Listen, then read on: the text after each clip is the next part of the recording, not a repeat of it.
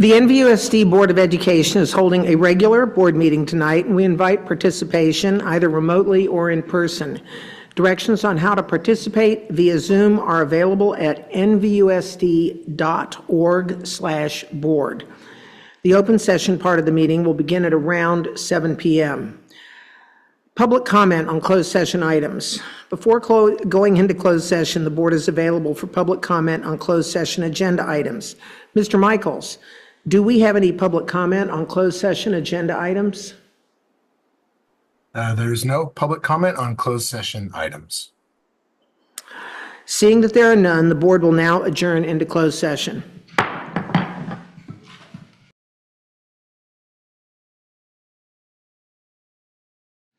Good evening. My name's Cindy Water, and this is the Napa Valley Unified School District Board of Education.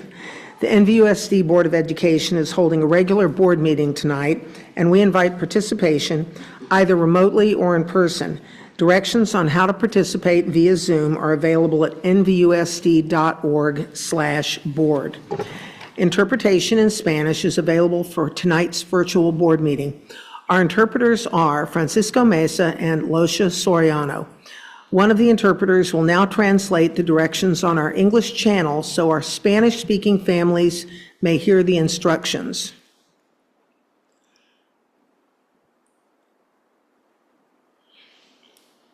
Buenas noches. Esta es una reunión de la Junta de Educación del Distrito Escolar Unificado del Valle de Napa. La reunión de hoy va a tener servicios de interpretación en español. Para poder acceder al canal de interpretación, en un momento van a ver en la parte de abajo de su pantalla en Zoom el símbolo del globo terráqueo. Por favor, hagan clic ahí y bajo Language Interpretation o Interpretación de Idioma, elija Spanish o Español. Si está en Zoom, en un celular, busque 3 puntitos que dicen More o más en la pantalla de Zoom y haga clic ahí para activar la función de interpretación en español. Gracias. Thank you. Thank you. And can we please start with an attendance roll call from Vera Morales, Executive Assistant? Yes, Student Board Member Graydon, Present. Trustee Water, Present. Trustee Reiser, Present. Trustee Gracia, Present. Trustee Jenkowitz, Present. Trustee Hart, Present. Trustee Gonzalez Mares, Present. Quorum present. Thank you. Thank you. And thank you all for joining us tonight for our NVUSD board meeting.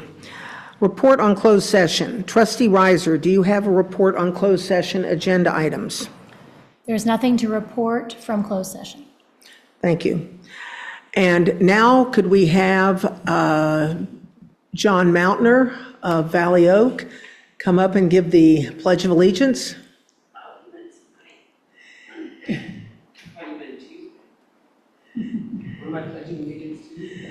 Right there. Flag salute.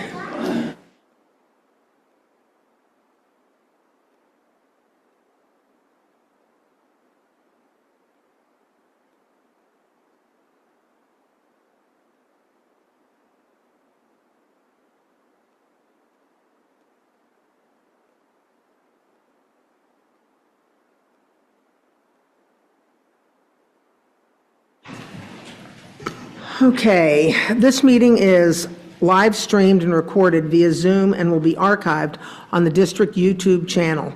For a detailed review of any meeting agenda item, the archived video can be referenced on the district's webpage at nvusd.org. The process for public comment can also be found on the district's webpage. So I need E4, approval of agenda. Move to approve. Second.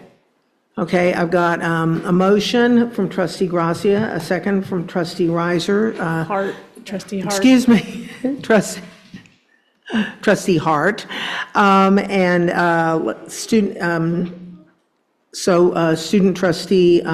Student Trustee Graydon. Approved. Okay, all in favor? Aye. Opposed? Okay, no abstentions, fine. The agenda passes. And E5, approval of minutes, August 8th, 2024. Move to approve. Second. Okay, we've got a motion from trustee Gonzalez-Mara, trustees Gonzalez-Morris and Jankowicz are abstaining this time, right? Yeah. Okay, that's it. And I know, you're so impatient. It'll be your turn very soon to take over. We have a motion a first from trustee Gracia, a second from trustee Hart, and all in favor? Aye. August 22nd, trustee Hart abstains. Move to approve. I'll second. Okay, a motion from trustee Gracia, a second from trustee Jankowicz, all in favor? Aye. Okay, September 4th, I think we were all here then. I need a motion, Move to approve. a second. Second. All in favor? Aye. Thank you. Recognition of visitors and employee organizations. Dr. Massetti, do we have any visitors in attendance? We have a lot, actually. We don't have visitors from our employee organizations here this evening. Okay, thanks, but we have many other visitors. Thank you for coming. And next, my favorite part of the evening is recognition of Students of the Month. American High School. Will Principal Hatton please present the Students of the Month for ACHS?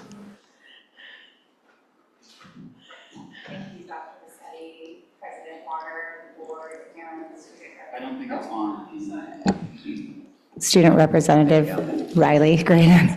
I am the very proud principal of American Canyon High School, and I am honored to be here today to introduce two of our students, Ms. Jennifer Pan and Preston Leslie, who will be the September and October Students of the Month.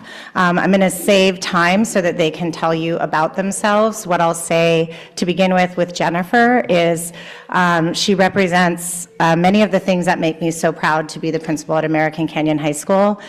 She's taken advantage of dual enrollment at Napa Valley College and is set to take additional classes this year. She is the founding member or the founder of a nonprofit organization that teaches music lessons to students, and her counselor, who nominated her, says that Jenny is truly one of a kind, and I look forward to the many milestones she will accomplish in the future. So our September Student of the Month is Jennifer Pan.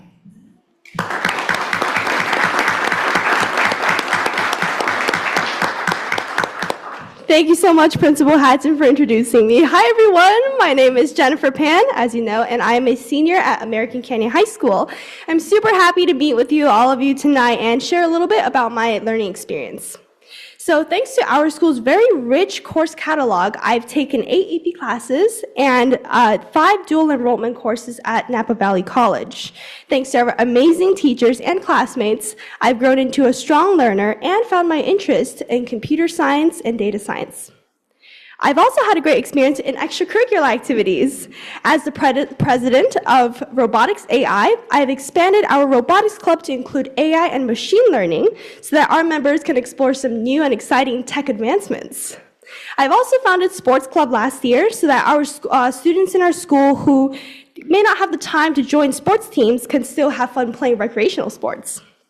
Outside of the school, I have also participated in several internships in the past 3 years, including one this summer on AI and cybersecurity. I am also a trained pianist at the San Francisco Conservatory of Music since I was 6 years old, and founded a nonprofit organization called United Melodies to teach local kids free piano classes. I've held 3 music summer camps at the American Canyon and Napa last year, raised funds and donated instruments to local schools and Boys and Girls Clubs. Last weekend, I had a very fun solo concert raising funds for Napa Education Foundation, and I plan on continuing this program throughout my college years. As a member of the Miss America opportunity, I took the title of Miss Fresno County's Teen 2023 and Miss Napa Valley's Teen, actually, 2024. Through these leadership opportunities, I've gotten more chances to serve my lovely community and advocate for women in STEAM, or STEM and arts. I'd like to take this opportunity to thank my school counselor, Mr. Som, for his advice, care, and encouragement through my school years. Thank you to all my wonderful teachers for their dedication and hard work. Thank you for making my high school such a great journey. And thank you to Principal Hatton and our school staff for their hard work to make our campus such an enjoyable learning place. You guys are really awesome. And I am super excited for our future in Napa. Thank you. Thank you. Jennifer, we're going to present her with her certificate. Come on up, Jennifer.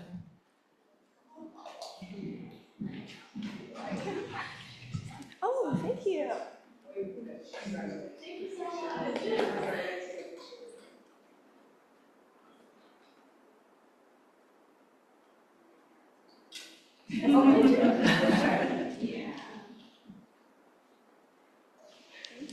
Julie, you want to take one with the camera?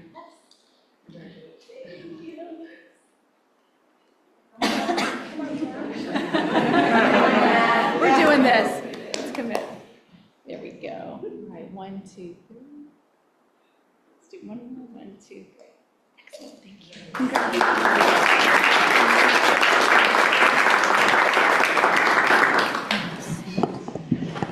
Our October Student of the Month is Preston Leslie, and again, I'm going to allow him to speak. Again, he has also maximized the opportunities to be enrolled at the NVC in the dual enrollment program. He is both a cross-country and a track and field athlete, after my own heart. And his counselor says that Preston is truly a gem. He is indescribable. He has a multitude of tools that can excel and allow him to excel in all areas. He has the it factor and looks forward to what he can accomplish in his future. So Preston Leslie.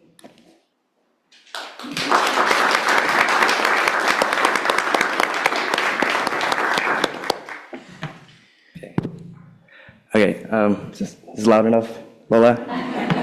You told me multiple times to You make sure I can speak move loud. the microphone, so you don't have to lean Oh, over. okay. Yeah, there you go. There you go, yeah. So, first and foremost, I want to truly thank each and every one of you for coming here today. It truly means a lot for each of you to be here in front of me, so thank you. My name is Preston Leslie, and I'm truly honored to have received this award. My high school years have been very influential and critical point of my life. To begin, my passion for sports and athletics was born during my freshman year. I have participated in track and field for 3 years, and I plan to do it for my 4th year in the spring semester. In addition, this is my 3rd year on the cross-country team, and 2nd as team captain. I have participated in both Link Crew and Leadership, which are both school programs that help build community and togetherness. I was the vice president and now the current president of the Math National Honor Society on campus and the treasurer for the National Honor Society. Outside of school, I am an active participant for the Juvenile Restorative Justice Program known as Peer Court for 5 years. I volunteer at the Vallejo Kaiser, and I assist the district as a superintendent's student advisory board. However, my pride and joy of high school has always been the interactions with my peers and my teachers. Something as simple as holding the door open for somebody has led to long, meaningful conversations. Some of them stick with me today. I'd like to thank all of my teachers for all of their hard work and for truly putting up with me. I can see it in their eyes, sometimes their eye bags and coffee on their desk, that they truly care and they truly have pride in what they do for us. So thank you. I couldn't have done it without each and every one of you. Continuing off of my yearning to assist and interact with others, I plan to attend a 4-year university and then med school to study anesthesia. From a young age, I've always dreaded the idea of blood and being cut open. And I'm confident others share this fear as well, which is why I feel called to assist others in getting through it. I'm aware that anesthesiologists rarely get appreciated for their crucial role in surgery, but that doesn't matter to me. Knowing that someone who was relying on me and I helped them means more to me than anything could ever. So once again, I want to extend my heartfelt gratitude to each and every one of you. I feel grateful for all those who have supported me along the way, including my parents, family, there's your shout out, and friends. Thank you for everyone, and enjoy your evening.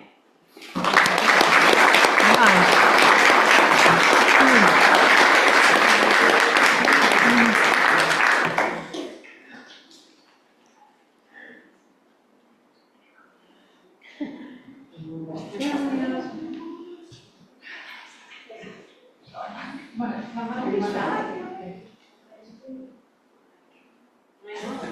in there.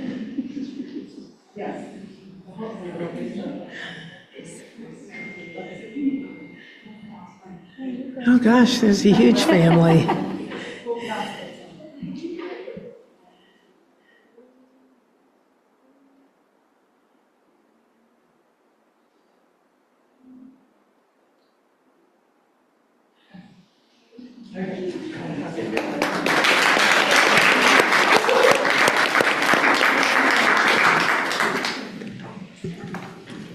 All right, well, that was fun. And Napa High School, will Assistant Principal Lawton please present the Students of the Month for Napa High?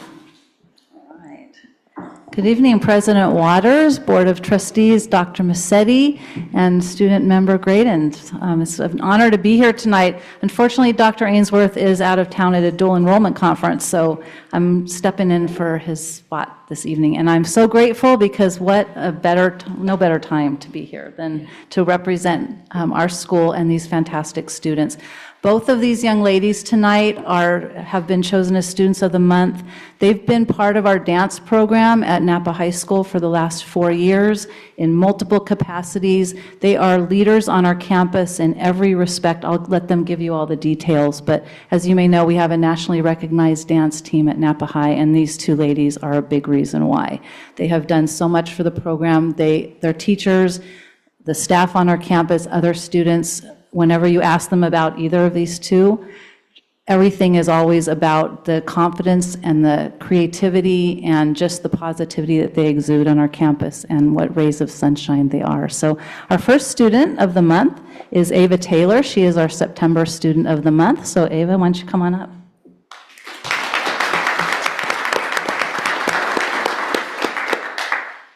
Hi everyone, my name is Ava Taylor. I am a senior at Napa High School, and I would just like to start off by thanking my family, coaches, teachers, and of course the MVOSD school district for helping me become the person I am today. I'm so grateful to have received the honor of Student of the Month. My education has and always will be meaningful to me. I have always been a passionate and dedicated person in everything I do. I started at Alta Heights Elementary School, and then I went to River Middle School, and now I'm at Napa High. As I've evolved through my years of education in the MVOSD school district, I've learned meaningful life lessons that I will hold with me forever, such as being true to myself and not giving up. Although these past years of my education has not always been easy, I'm glad I persevered through all the hardships and challenges I've been faced with, and ultimately what has made me who I am today. Not only am I very invested in school, but I am also on the Napa High School Spirit Leading Team, which I've been on for 4 years, and I've been a captain of 2 of those years. And I am also on a studio dance team, the Dance House Napa Valley, and I've also been on that for 4 years. Through being on these teams, I've been able to learn how to balance my time wisely and communicate effectively and kindly with my peers. After high school, I plan to go to a state or UC school. I'm interested in majoring in kinesiology and hopefully becoming a sports medicine physical therapist for sports teams. I also have a dream of being an NBA or NFL dancer, which I plan on trying out for once I turn 18 for the Warriors or the 49ers. So yes, that will be very exciting. In conclusion, thank you so much for inviting me here today, and I hope you all have a great evening.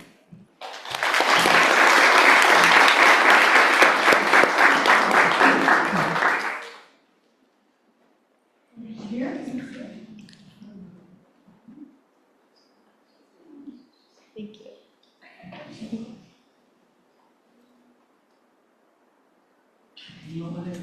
Yes, please.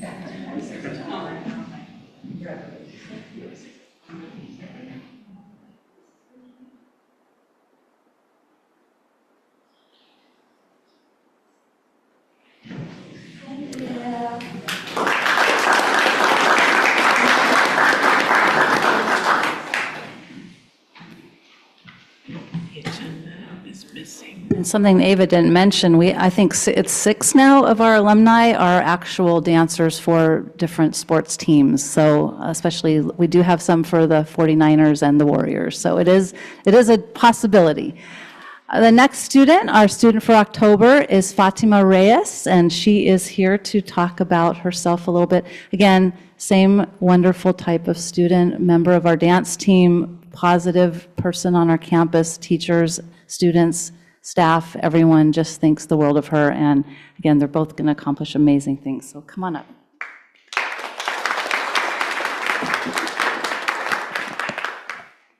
Hello, my name is Fatima Reyes Barrera. I first want to thank the NBUSD District of Education and Superintendent for giving me this opportunity and recognition, along with my dance teacher, Holly, for giving me this nomination, and most importantly, my family. My journey in the NBUSD school district started at McPherson Elementary, where I then went on to attend Silverado, and then I transferred to Harvest Middle School, and I am now at Napa High School, where I am now a senior and a part of the Napa High School Spirit Leaders. I've been on the team for 3 years, and I am now a cheer and dance captain, and I am also a dance officer for Jazz One, where I get to teach beginner level dancers. As of now, I am hoping to pursue a career in nursing at a 4-year college in California. And once again, I want to thank you guys for giving me this recognition.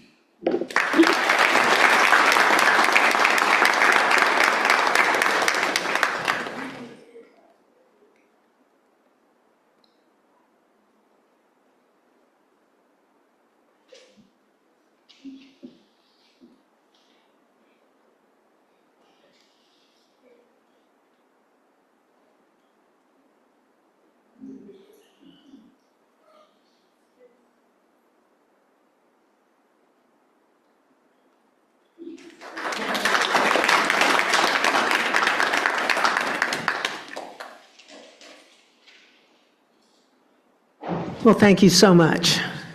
This is my favorite part of the evening. I love it.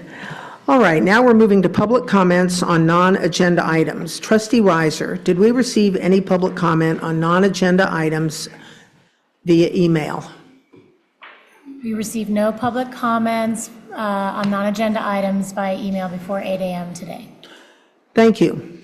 And we do have some cards for public comment, and I'm going to read your name out, and you can come up to the lectern and speak, and you will have each of you will have 3 minutes to make your comment. So the first one, Leah Weston. Is Leah Weston here? It's always great fun to go first. So I came here tonight to talk about my experience with... You need to turn on your microphone. Can you reset our time, Nikki? Okay. Is it green? It is green. Okay. Okay, I just wasn't close enough. I'm sorry, that was my fault. I came here tonight to talk to the board about my experience and my students' experience with the school district. It has not been positive. We've had a lot of challenges. I've worked with Dana quite a bit, and I cannot sing her praises high enough. She has been a blessing to our family in helping us navigate the issues. It's very frustrating when your kid is going through a lot of trouble and having teachers be not the best that they could be, and the teachers and the administrators of the school are telling you, well, it's the students. And in fact, it was not the students, with 2 separate teachers. And my son has only been in the school district for a year. He was homeschooled prior. And his first experience was just, he doesn't want to go to school anymore. He hates going to school every day. And I just wanted you guys to be aware that not every kid is having a positive experience. There are many kids that are getting in trouble at home because they're not getting the full story. And I think it's such a disservice to our students when the teachers are not being honest about their behavior and the principals are backing the teachers, and it's affecting the relationship between parent and child. And I just wanted to come and speak on that and have you guys be aware that that is happening in our district, and it's harming our students. And there are students that don't want to go to school because their teacher is not treating them with the kindness and respect that they deserve.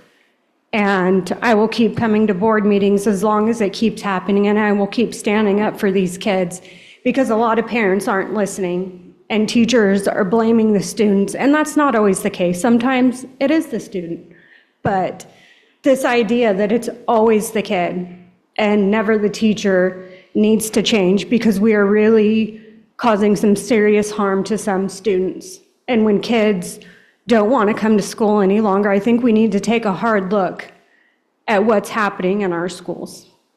Thank you very much, and thank you, Dana. I appreciate you. Thank you, Ms. Weston. Okay, next is Yolanda Ayala speaking to the Legacy Youth Project.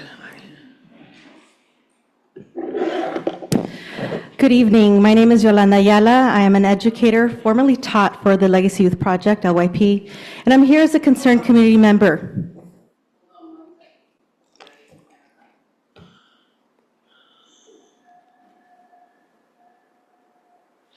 I'll start from the top then? Yeah. Good evening. My name is Yolanda Ayala. I am an educator formerly taught for the Legacy Youth Project, LYP, and I'm here as a concerned community member. I've lived in Napa Valley for 40 years, and my children attended NVSD schools.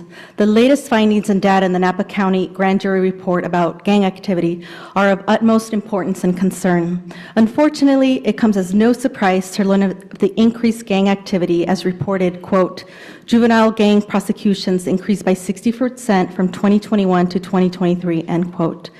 We would like to note that this significant increase began 1 year after NVSD dismantled LYP in 2020 at the height of a global pandemic, followed by the closure of Harvest Middle School in 2022, which leads me to the following. It has been 4 years since NVSD abruptly and violently dismantled our beloved homegrown educational program, the Legacy Youth Project. This is a traumatic experience. It's important for us to speak our truth and ensure community history is protected and told correctly. The following are some of NVSD's reasons on record for dismantling us. A justification for dismantling the LYP was financial. Between 2018 and 2020, NVSD allocated $244,000 per year. The district alluded that a collection of individuals, including LYP executive director and co-founder Carlos Hagedorn, financially profited. The truth?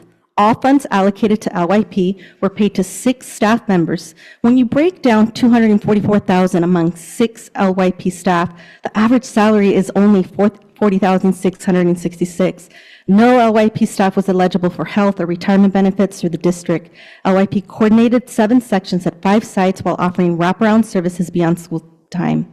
The financial numbers don't lie. All LYP staff were underpaid and exploited by this district. The district got a bargain, and LYP saved them money.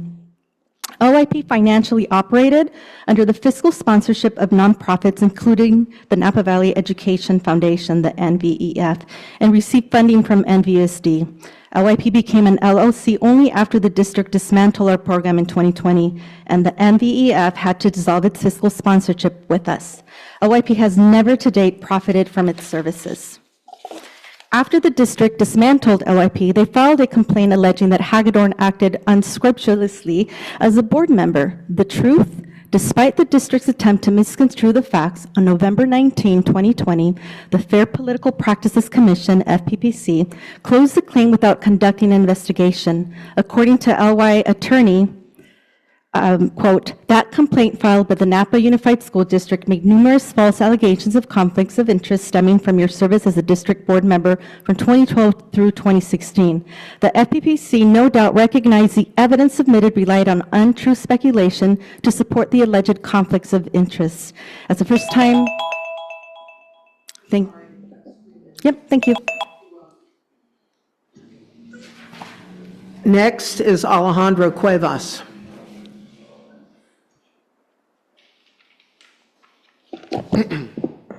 Can you hear me clearly?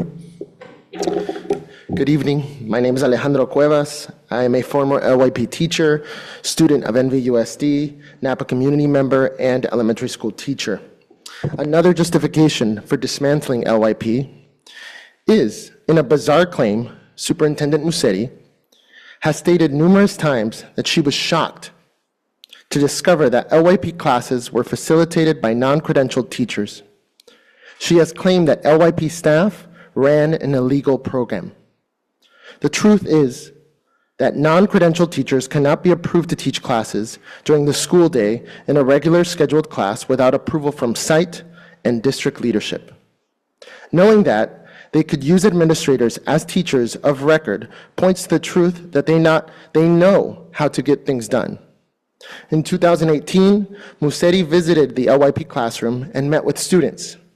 LYP staff shared they needed credentialed teachers.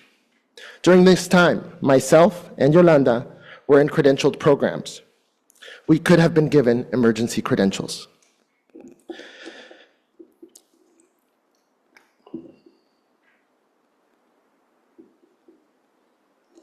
There is absolutely no way a program of LYP size and outreach could operate on 5 campuses for nearly a decade, with an office in the district building without the district's knowledge and approval.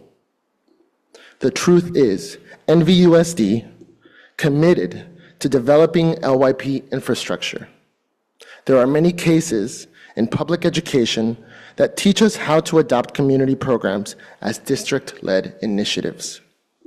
NVUSD chose not to.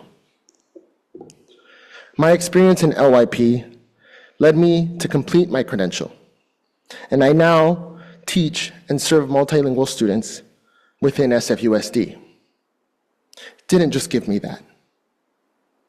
I know clearly that my experience in LYP has helped me to become a teacher leader in my school, support staff and students, and center the most marginalized voices so that we may create a more just world. I wish others would have had this experience as well. Thank you. Next speaker, Carlos Hagedorn.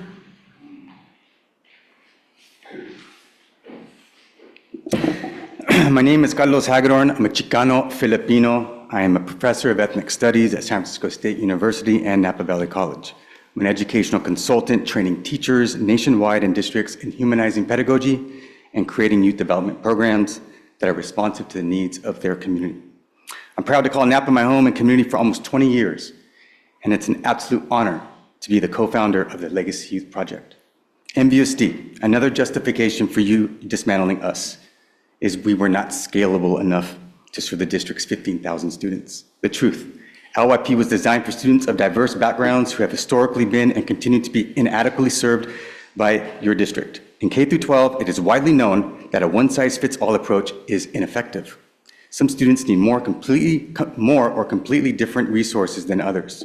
While the goal of LYP was never or should never have been to serve every student in the district, our ethnic studies program was scaled and centered to meet the needs of this particular population in schools across the district. LYP is an example of ethnic studies and equity in action. The community cultural wealth our staff, youth, and families brought made LYP transformational and successful. Our students transformed, healed, succeeded, and thrived for nearly a decade. Our LYP expert-trained youth developers and educators created a community-responsive and healing-centered program providing the authentic caring our youth needed to raise their academic discipline, become critically conscious thinkers, and ultimately agents of change for our community and world. Our 5 LYP educators collectively carry over 70 years of ethnic studies training. We are ethnic studies teachers. We didn't create LYP for a resume builder. This was not a career for us. This was an ancestral calling, a duty to justice and liberation, a community responsibility to end a social ill and heal our community. We began in 2012 in response to a community public health and educational crisis. Our program had been a lifeline for our youth, families, and community.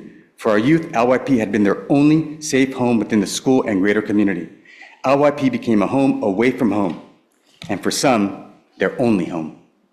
LYP had transformed the ecosystem of education, impacting teachers, staff, administrators, and community, and our community's identity, while rippling change into local and national sectors. After 8 transformational years, our youth, families, and community were stripped away from the most equitable opportunity of their entire educational careers. We have documented the success of LYP in several reports now. Because of this, we feel it is of utmost importance that there is a record of truth of our LYP history.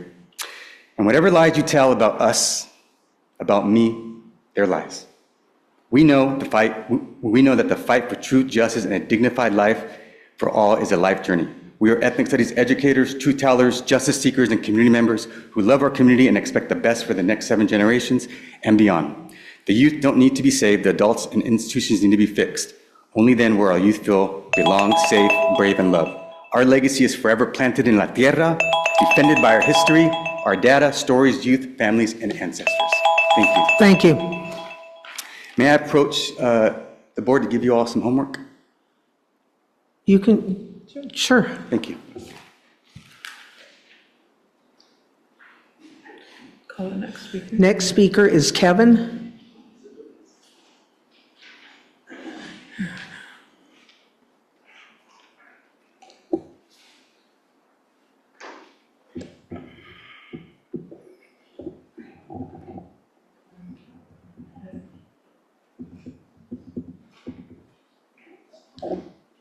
Yeah. So, hello everybody. My name is Kevin Baldovinos. I am a founder of the 8th grade Redwood Middle School chapter of the Legacy Youth Project. And I'm also a proud graduate of Vintage High School. Some of you were actually there when I gave a speech at the 2021 graduation. But I just like to be brief, right? So before Legacy, I was labeled as at risk, walking the dangerous path of gang violence. Legacy Youth Project opened its doors to me and welcomed me with a love I never thought even existed, right? For the first time in my life, I was in a space where I felt safe, a space where I was seen, where I truly existed. And not once did they demand that I change or drop an act, never pressured me to become someone I wasn't. Instead, they healed me.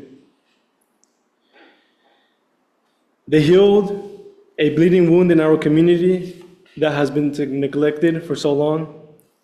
For the first time in this valley, a program transformed lives, including mine. When we learned that Legacy was removed, members of the community of Napa came together and organized a peaceful protest. The day before, Superintendent Musetti and Mike Pearson colluded to silence us. Around 8:45 p.m., they called a family member of mine. Knowing I was a minor at the time, after school hours, of course, this wasn't a call to check on my academic progress, nor my well-being. This was a call meant to intimidate, to pressure us into canceling or rescheduling the protest. And I asked members of the board, is this ethical? Is this professional? And is this what the NVUSD stands for? In the years since Legacy was removed, our community has not improved. In fact, it has worsened. Violence and substance abuse are back on the rise. And the absence of Legacy Youth Project has left the void, and our youth are paying the price. Members of the board, Superintendent Musetti, and those responsible for the removal of Legacy must be held accountable for the damages that has been done to our community.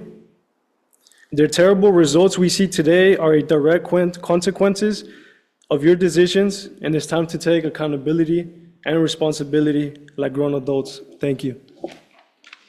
Thank you. And our next speaker is Jose Hernandez. Good evening. So my name is Jose Hernandez. I'm a resident of Napa the last 29 years. My 2 youngest sons attended all our local public schools. I'm a retired educator, and sadly enough, I'm here again to talk about legacy, to talk about the dismantling of Harvest Middle School. It's been a long, hard struggle, and those of us who are interested in the well-being of our community have to speak up about this. I've been, I've many Zoom meetings. I'm grateful that it's not a Zoom today. But some of the items that have been recently published, and I would hope that you might be aware of them, by ProPublica, they talk about the demise of the communities, especially those of the lower middle class, focusing more so on the Black population and the brown population, people that look like me. And, part of this demise is that the lack of support.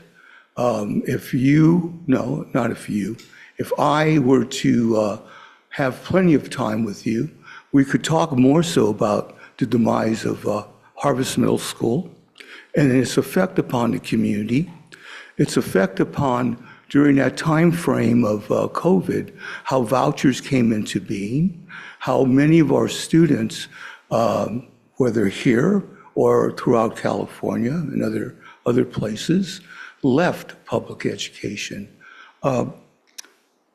ProPublica has, sadly enough, said by the year 2050, only 50% of our public schools will be functioning. This should not be acceptable by any of us, because that's the fabric of our community. That's the fabric of our nation. It has nothing to do with anything else. So I come here again to talk about that. And I ask you all to really reconsider some of these issues. And again, like I said, it's not my information. I do a lot of reading. I'm a retired educator. But it does hurt. It hurts a lot. And it hurts more so our community. So I'm still active in our community. I sit on various board members. I'm a former board member of Legacy. So I've seen what they've done. And I'm proud of what the results have been with them. But again, it's time to bring back programming such as Legacy. Thank you.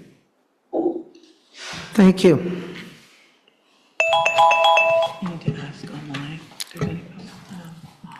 Do we have any public comments online? There is no public comment online. Okay, thank you.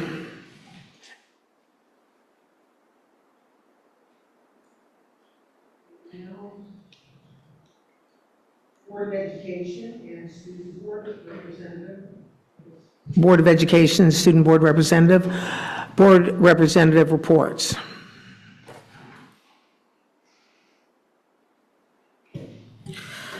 Good evening, everyone. I hope you're all having an amazing week. Last Wednesday was my first day back at school after my short battle with COVID for the first time. I came back to my STAR testing, which my school completed while I was out sick. This was definitely the quickest recovery from COVID I have ever had. While I was out, our senior class had their senior sunrise, which I unfortunately missed, but everyone had an amazing time, even though the sun didn't come up until they left the stadium. I had the pleasure of seeing Dr. Massetti and Trustee Chu last Friday at ACHS's first home game versus Foothill, which we won 42-13. Our girls volleyball teams competed in their first league games versus Petaluma on September 10th. At home, freshmen, JV, and varsity all won their games, and our girls are currently out competing away at Sonoma Valley. As for ACHS, we have been very busy with homecoming. Last night was our annual Blacklight rally. It was titled Blacklight Out of This World, and the theme was inspired by outer space. Our students and staff have been dressing up and showing out for our Spirit Days this week, which are Disney themed. Monday was Eternal Sleep Pajama Day. Tuesday was Toy Story Tuesday, Cowboys vs. Aliens. Wednesday was Under the Sea Wednesday, wear your beach gear. Today was Minnie vs. Mickey Thursday, wear red, pink, or your Disney ears or gear. And tomorrow's AC is the happiest place on earth, wear black and gold. Tomorrow we are having a lunchtime pep event to get hyped for our homecoming football game versus Archie Williams later that evening. Our top 3 homecoming king and queen nominees will be announced during halftime. I've had the pleasure of being nominated by leadership for homecoming queen, and I'm currently sitting in the top 5. So, Saturday is finally our long-awaited homecoming dance. The theme is Princess and the Frog, A Magical Night in the Bayou, which I am in charge of organizing and planning. We're all very excited for it. Preston is actually in my committee. We currently have all hands on deck to make homecoming a night to remember. As leadership students, we are definitely looking forward to the end of all of our stress, but cannot be happier creating an amazing place for our students to thrive and have fun. At Vintage, this week is also their homecoming week, and they're super excited about it. Their homecoming theme is Words with Up, for example, Grow Up and Surfs Up. Their homecoming game theme is Giddy Up, and they also finished their STAR testing. And that concludes my board report. Thank you.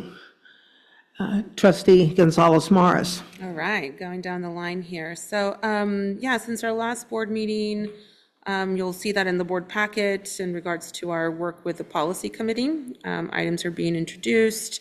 I had scheduled a site visit for Alta Heights, but at the same time, a scheduled special board meeting with Alta Heights presentation on the facilities and the renovations was done. So I didn't want to have the staff there give me an extra tour, so just waited for that particular meeting, and it was just wonderful to be able to, because that's one of the last things I did before the school ended, is I visited Alta Heights just to visualize the before, because I knew the changes were going to happen.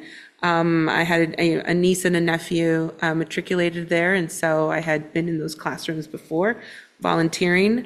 And so it was just really fantastic to have seen the staff coordinate such a great evening for us to be able to visually and walk through the spaces and just feel the energy and the care and the love from the staff and some of the comments of the students, the teachers. And then my favorite part was we were in a classroom and just all around the room, just open, shared our thoughts. And I thought that was really special and emotional when you're sharing that classroom space with others. So really, really exciting for the Alta Heights community, and just more excited for what that could do and what that means for the future of the rest of our other sites. So right now my next kind of round of school site visits will be our middle schools. Last year my focus was mainly TK. So now this year I'm just going to focus on our middle school and high schools.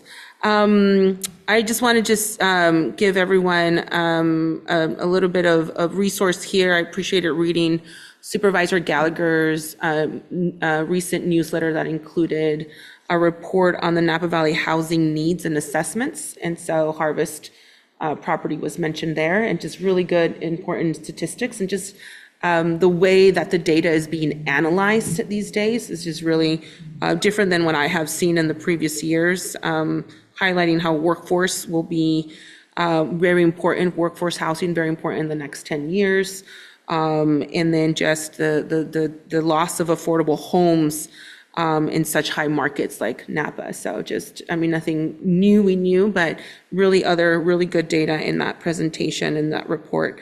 And just appreciated also, I guess, lots of activity with Supervisor Cottrell reaching out to me about a transportation question that she had in regards to a constituent and one of our students. So just glad to have worked with Dr. Massetti to look at that. So that concludes my report. Thank you. Thank you. Trustee Hart. All right. First off, I'd like to welcome, and I know last time everybody else welcomed her, but welcome Riley as our new student board representative. I'm excited to be working with you. I know all of us are. So don't be intimidated. Everyone's super nice, I promise. Moving on to Alta Heights, which was a really cool meeting we got to go to on 9/4. For those of you that don't know, Alta Heights was recently refurbished to improve pretty much everything. The outside had already been redone, but the inside has been now redone. Every classroom has now been upgraded in terms of everything you can see, carpet, paint, chairs, the ceiling, the furniture in the room, everything has been modernized and upgraded in order to provide our students with a safe, modern environment in which to learn. We hope for that to be the plan for all of our schools moving forward. So it was really exciting to see. One of the great things that I appreciated about that meeting is that we had folks from other schools attend that were that excited that they wanted to come and check it out to see what might be in the future for their own classrooms and for their schools. So I thought that was great. And then quite a few folks from the public, from the community actually got to come in and check it out as well. So it was good to kind of hear from them and give them an opportunity to see that. So thank you for those folks that organized that meeting for us. On the 6th, I met with Dr. Massetti. We have quarterly meetings where we all touch base. And on the 11th, I attended the Finance Committee meeting, which we'll hear some more about those numbers from Rob in a little bit here. And that concludes my report. Thank you, Trustee Hart. Trustee Jankowicz. I continue my participation in the Friday meetings regarding facilities, how the lack of state funding impacts districts, and the continued discussion of how impactful facilities are on student learning and teacher engagement and retention. I too attended the board policy meeting, which will be discussed later in the board agenda. All board members have the opportunity to have a scheduled one-on-one session with Dr. Massetti, and it's an opportunity to discuss issues and perspectives, and I had mine about a week ago. And as everybody has said, we held a special board meeting at Alta Heights and had the privilege of viewing the modernized classrooms. What I thoroughly enjoyed was hearing from the principal, the teachers, and the students as to how impactful the improvements were on student learning, the environment, school culture, and the work atmosphere for all of our faculty. And I urge anyone, not only from NVUSD, but from our greater community, to set up an opportunity to see the transformation. It is worthy of the effort. I attended a portion of the principal's leadership meeting. I attended the finance meeting. I'll have comments later in the agenda. And I continue my mini meetings with community members addressing diverse subject matter. I learn a great deal from community voice.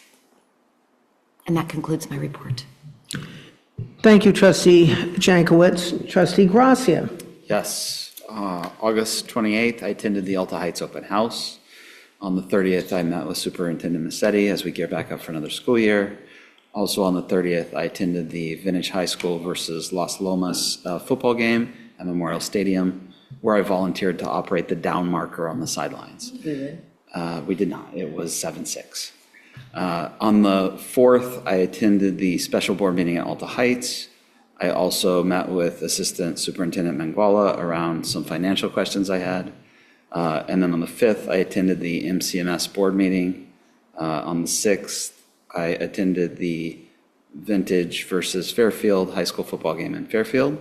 On the 10th, I met with Julie Bordez, our Chief Communications Officer. And then on the 11th, I attended a CSBA focus group. And that concludes my report.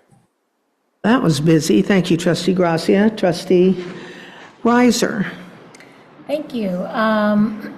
Let's see, I also on the 29th of August participated in the policy committee, which will see the recommendations on the agenda later today, as well as on September 4th, a special board meeting. And I just wanted to add my perspective as a former teacher, the importance of having your classroom not be depressing and dilapidated and, things breaking and falling apart. And I have taught in many classrooms like that, and it was a true pleasure to see the remodel and what could possibly be replicated at all of our sites that need it here in NAPA. In NVUSD, it makes a big difference to your surroundings, your environment has an impact. And I want to thank Principal Ward and the staff and parents and students who welcomed us warmly to show us that beautiful outcome. I met actually right before this board meeting started with our communications director, Julie Bordez, around our strategic plan and getting some more clarity around our governance strategy that we adopted. And on a personal note, I've delivered 1 out of 2 of my daughters to school. So I'm halfway to my empty nest, which will be next Tuesday. And I did want to end by saying that September is Suicide Prevention Month. And we are lucky enough now in our country to have a mental health crisis line, 988. And I want to remind anyone who's listening that at any point, if you or anyone you know is struggling, there is help 24/7 available to you. And I will be attending, this is kind of future casting, but on Wednesday morning, next Wednesday, Mentis is sponsoring a conference called Hope Beyond Darkness, Uniting for Suicide Prevention. So I'm going to be attending that conference at Napa Valley College, and if there's anyone that is interested in that topic, it is at the Performing Arts Center. Tickets are $20. So there's a keynote speaker.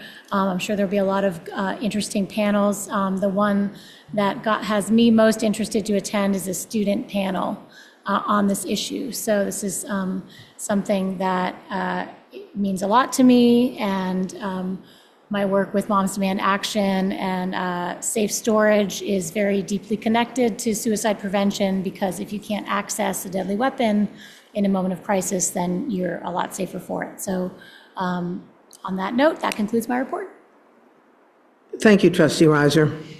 All righty, well, it's been a month, or a couple of weeks of a lot of public engagement. On, I think it was the 28th, I spoke to the Rotary Club, and our communications director, Julie Bordes, was there, and Superintendent Massetti, and they were a nice, friendly group with lots of searching questions, and I enjoyed it. And that was 2 weeks ago, and then on the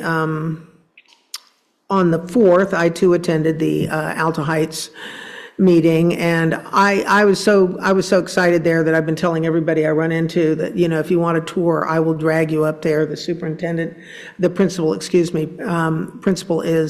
Ward is open to people visiting the school and seeing what can be done. And frankly, sometimes I think we've just gotten so used to rundown schools that, you know, we've come to accept them, but you know, there is another way, and the students and the teachers are much happier. And let's see, this Tuesday, I visited Shearer School, went in and saw they're a magnet school and career pathways, and I visited a couple of classrooms and then sat down with the principal and brainstormed people who could visit the school.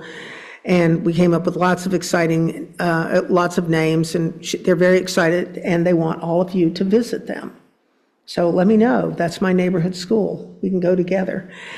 And I also went back to Shearer last night for their for back to school night. And today I went to visit Phillips School and went everywhere from the TK classes to the multi-language learners class to the advanced readers class. That was really delightful. And yesterday I had a finance committee meeting, and we'll be hearing more about that. And and I wanted to say something that happened. I received in my email a letter from the Secretary General of the United Nations office. We did pass a climate resolution, and our charge was to send it everywhere. And I hand addressed and wrote notes to every county office of education and closed our resolution, and also some of the elected officials, and also to the Secretary General. And I got a very positive response, and with other information, and the students for climate action were very happy. And I'll probably forget it at the end of the meeting, which is the appropriate time to mention it, but at the beginning, just in case there are any teachers tuned in, I was really moved by the obituary for James Earl Jones. All of us know his voice, and we will miss him. And I was familiar with his work, but I didn't know about his early life. He was a child who, through some family trauma, he couldn't talk. He couldn't talk. He was afraid to talk. He was just choked up and didn't speak. He was mute. He was full of shame. And he had a teacher in high school who thought he had poetic talent and got him into reading and writing poetry. And he gained confidence and began talking. Can you imagine that amazing voice, silent for so long? And he began talking, and it led him to a theatrical career and movie career, and it started with an English teacher. Imagine that. And that concludes my report.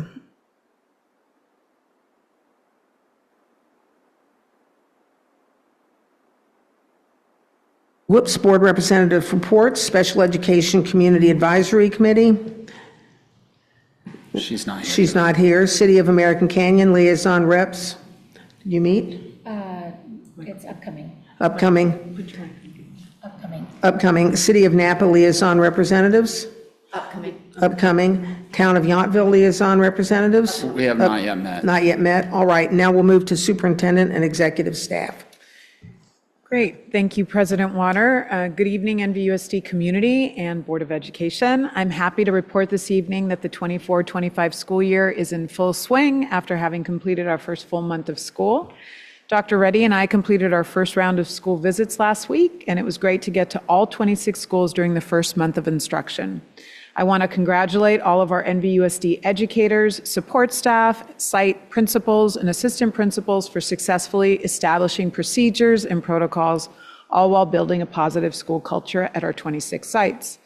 As we visited schools, we observed so many instances of our newly adopted 7 core values coming alive. It's clear our school site staff are dedicated to our first one, which is centering student agency and success in this first month of school, and to establishing a culture of kindness, joy, and celebration so that our students can thrive for the remainder of the year. This strong foundation will create the conditions for the effective teaching and learning that we need our students to experience over the course of the next several months. Speaking of teaching and learning, I want to congratulate the Instructional Support Services Division that works here at the central office for planning an outstanding first instructional leadership team meeting that took place last Thursday. I know Dr. Reddy is going to describe what this new instructional leadership team structure is, but for now, I want to recognize the division for bringing in 90 instructional leaders simultaneously from across all of our school sites to begin the implementation of our strategic plan, Strategy 1, which is focused on an instructional framework, and Strategy 3, which is focused on assessment and creating a culture of using data to inform instruction. It was extremely powerful to have 90 of us in a room discussing the key qualities of highly effective instruction. I also wanted to report that I had the opportunity to engage with our NVUSD student advisory last week. There are approximately 40 student representatives from all of our middle and high schools who will be meeting with us throughout the year in order to ensure that we are incorporating student voice into the decision-making of the district. I had the privilege of introducing our newly adopted vision statement to the students, and they had the opportunity to act it out and share what the vision meant to each of them as groups of students from our various secondary schools. That was a lot of fun. Lastly, I want to thank Principal Karen Hatton, who was here in the boardroom earlier this evening, and the ACHS community at large. Last Friday, like student board member Graydon stated, I got to spend time alongside Trustee Chu and also NCOE trustee Cindy Biederman with the ACHS community at the Wolves versus Foothill High School football game at the Wolves Den. It was fantastic being there and observing Principal Hatton connect with the community she has just begun to serve. The student athletes, musicians, and performers all did a fantastic job of displaying their school spirit. I look forward to getting to Vintage and Napa High sporting events in the next few weeks as well. With that, I'm going to toss to the assistant superintendents, and we're going to start with Assistant Superintendent Dana Page, who oversees the Human Resources Division. Good evening. Good evening, President Water, Board of Trustees, Student Board Member Graydon, and Dr. Massetti. On Monday, Assistant HR Director Gina DeLuca attended the statewide Residency Technical Assistant Center kickoff event in Sacramento. She was invited to represent NVUSD as a panelist to share our successes and highlight best practices for residency programs at a conference with attendees from school districts who would like to establish their own residency programs in the Capital Northern California region. For context, a residency program provides an opportunity for candidates in teacher credential programs to do their student teaching in a classroom for an entire school year, making them tremendously well prepared given that traditional student teaching placements are 6 to 8 weeks and only provide a snapshot of a year. In addition, these student teachers receive generous grants from the state to help cover some of their living expenses during this time, because we know that the required unpaid student teaching requirement, which is part of all teacher credential programs, is a huge barrier for many, particularly prospective teachers of color who are already underrepresented in the field. Since the 2021 school year, we have hosted 31 residents from hard-to-fill credential areas such as bilingual multiple subject and STEM subjects, and 11 of them are currently working for us. This year, our cohort of 8 students is the largest we've had to date, with 3 at Pueblo Vista Elementary, 3 at Unidos Middle School, 2 at Napa High. We're very proud of our success in this program and happy to have been selected to present along with our partners, Sonoma State University and Santa Rosa City Schools. This morning, Gina, Gina's very busy this week, attended the grand opening of the new Career Point campus, part of the Napa Health and Human Services. Following the opening ceremony, NVUSD participated in its first classified job fair of the year, which was hosted by Career Point. The attendance was larger than expected, and our table was extremely popular, as evidenced by the fact that we handed out all of our recruiting materials and ran out of business cards over 30 minutes prior to the end of the event. So we'll take more next time. For the 25 who signed in at our table, HR will track them over the course of the year to see if those individuals actually become applicants and potentially new hires. Thank you. This concludes my report. Thank you, Assistant Superintendent Page. Next, we have Assistant Superintendent Dr. Monica Reddy, who oversees the Instructional Support Services Division. Good evening, President Water, Board of Trustees, Student Board Member Graydon, Superintendent Dr. Musetti, and the Napa and American Canyon communities.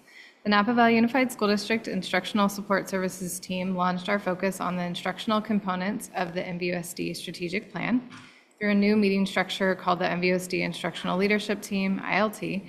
We are partnering with our site administrators and teacher leaders as we develop an instructional framework and strengthen professional learning communities. The NVUSD Instructional Leadership Team is composed of district and site administrators, special education coordinators and program specialists, intervention teachers, multilingual learner leaders, MTSS leaders, and union leadership.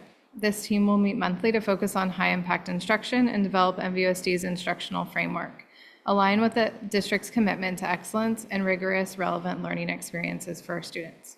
The first NVUSD ILT meeting introduced the fundamentals of effective teaching and the role of professional learning communities in driving continuous improvement. Early literacy continues to be a focus as we lean into the goals of Strategy 1. Over the past 2 years, approximately 110 teachers, 8 school principals, Dr. Musetti, and Executive Director Matt Manning participated in the Language Essentials for Teachers of Reading and Spelling, LETRS. We are thrilled to share that an additional 50 elementary teachers began their LETRS journey on Thursday, August 30th. Additionally, this year we will provide LETRS for Administrators training for the remaining elementary principals.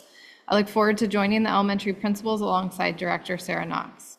And I was excited to see LETRS in action as we visited classrooms in the opening weeks of school. It was inspired to eagerly dive into LETRS for Administrators Unit 1 this past week. A special thank you to our elementary team for taking this important step to support our youngest learners on their journey to read. In addition to these instructional initiatives, NVUSD is pleased to announce that Greg Meza, Coordinator of Specialized Vocational Services, has been appointed to the State Rehabilitation Council by the Office of Governor Newsom. Starting on September 11th, Mesa participated in quarterly meetings in Sacramento, representing NVUSD and contributing to state-level discussions on vocational services. This appointment underscores NVUSD's broader commitment to excellence and advocacy in education and vocational support in alignment with Strategy 2, real-world career-aligned learning. And that concludes my report. Thank you, Dr. Reddy. And next we have Assistant Superintendent Rob Manguala, who oversees business and operational services. And I believe we have slides tonight for your report. I do. Mr. Michaels, can you please bring up the board update?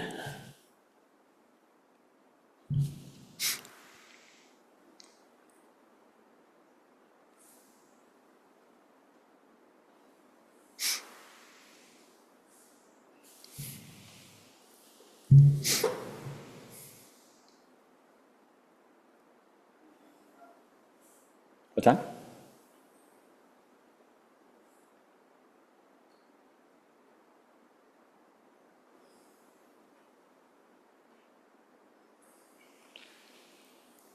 Thank you, Nikki. Again, thank you for the opportunity to update the board and the community. So today's update for business and operations, I thought that I get some pictures in there. Pictures are worth 1,000 words, as we know. And there's been just lots going on, especially in the operations side of the house. And so later tonight, you will hear about business on the unaudited actuals. This slideshow really focuses just on some of the stuff that we're doing in operations. Next slide, please.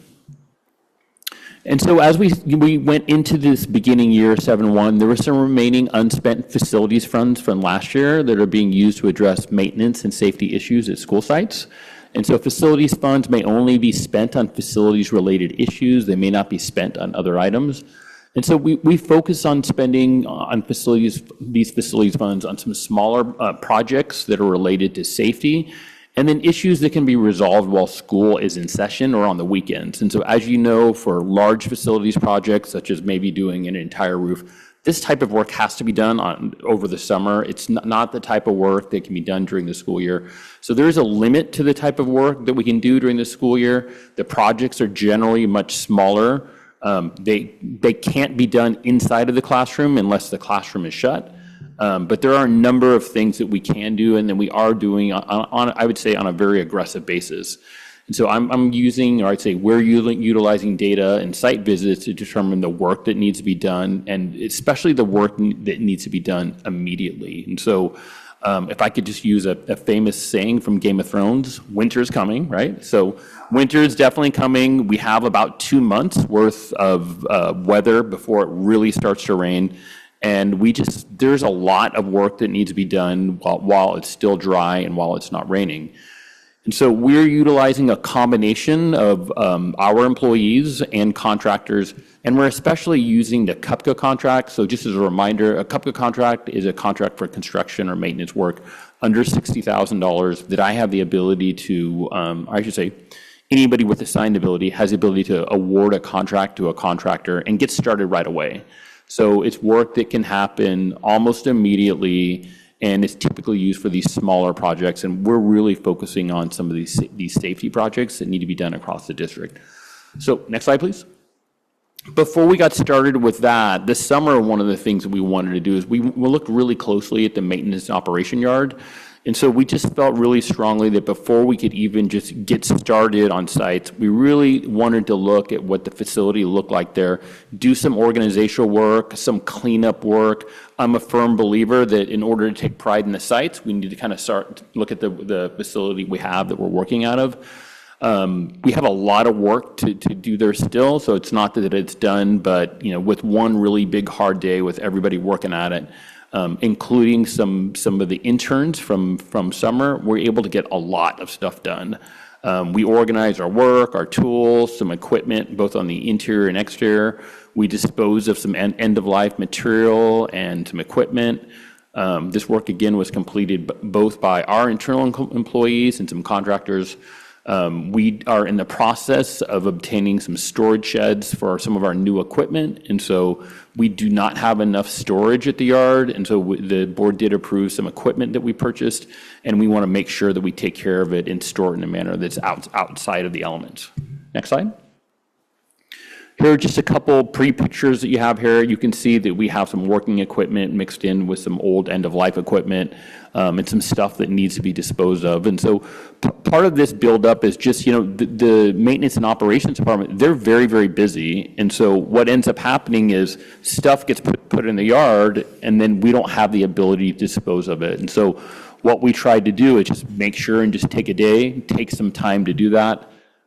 Here's some of the work being done with the interns, cleaning up, power washing.